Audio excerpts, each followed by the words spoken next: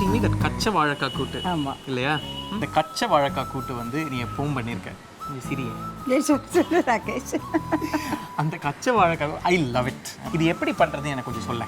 And என்னது what is this கச்ச வாழைக்காய்? ஓகே கச்ச வாழைக்காய்னாக்க இட்ஸ் நம்ம கல்யாணத்திலலாம் வாழை மரம் கட்டியிருப்பா இதுன்னு வெரி ஹவ் சீன். அதில் வந்து வாழைப்பூலேருந்து அழகாக தொங்கும் பின்னல் மாதிரி இருக்கும் பார்க்குறதுக்கு. அந்த வாழைக்கால கூட்டு பண்ணுறது தான் கச்சை வாழைக்காய் கூட்டு. ஓகே பெருசாக போடாது, சின்ன சின்ன அழகாக போடும்.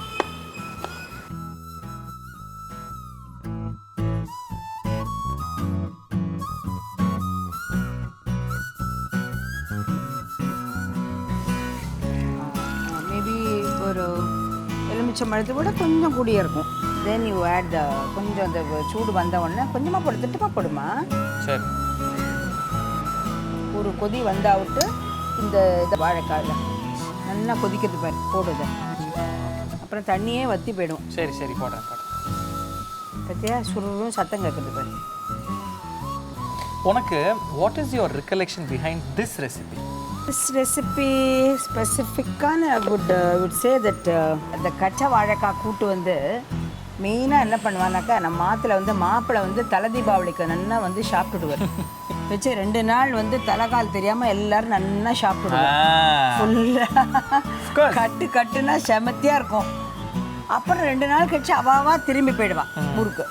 Only the inmates of the house will be there. Right. So they'll be wondering what to cook and they want to have such a simple meal. இந்த ரசத்தை ஊற்றி இந்த வாழைக்காய் தொட்டுண்டு அப்பளத்தை சுட்டு சாப்பிட்டுட்டு அப்புறம் தயிர் சாதம் அவ்வளோ நல்லா இருக்கும். That's a very simple one, but you know it tastes so good with தயிர் சாதம்.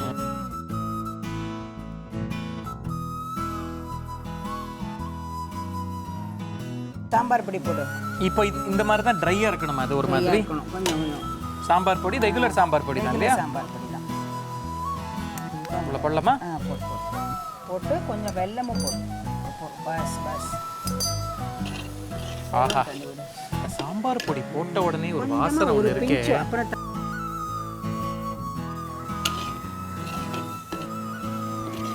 இது கொஞ்சம் கொதிக்கணும். இது நான் பார்க்குறேன் சரியா இருக்கான்னு, இது வாசனை சரியா இருக்கான்னு பார்க்கணும். இது வரை நீ கரண்டியில் மூந்து பார்க்கறத வச்சே கண்டுபிடிச்சிருவியா நீ? பச்சை வாசனை போதா தெரியும் நல்லா.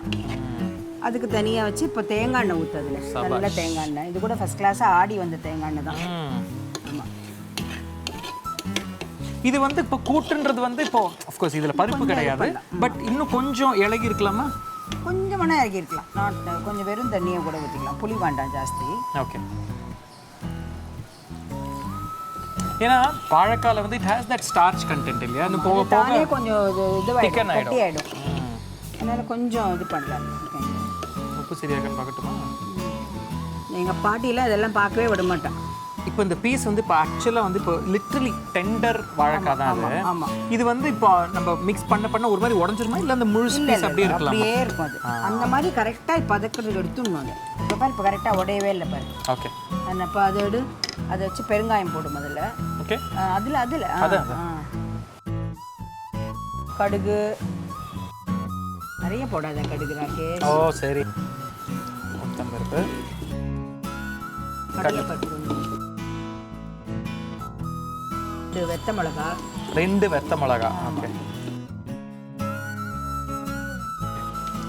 தேங்காய் கொஞ்சம் அதுலேயே அந்த எண்ணெயிலேயே இந்த தேங்காய் வாசம்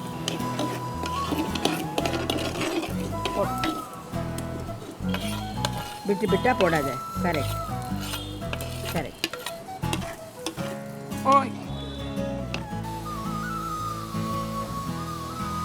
எனக்கு இந்த ரெசிபி என்ன வாட் ஸ்டாண்ட்ஸ் அவுட் அப்படின்னு பார்த்தேன்னா அந்த புளியில் கொதிக்க வச்சதுனால கொஞ்சம் அந்த பச்சை புளியோட ஒரு வாசனை இருக்குது. சாம்பார் பொடி, அந்த வெல்லம், what we have added is outstanding. என்ன கேட்டால் இன்னும் கூட கொஞ்சம் ஒரு பச்சை தேங்காய் எண்ணெய் கொஞ்சம் எனக்கு அஃப்கோர்ஸ் ஒன்றை மாதிரி தானே தேங்காய் எண்ணெய் பிடிக்கும். ஸோ கொஞ்சம் அப்படி ஆட் பண்ணேன்னு வச்சுக்கோங்க. ரெசிபி வாஸ் ஆல்சோ யுவர் கேட்டு. தேங்க்யூ. தேங்க்ஸ்.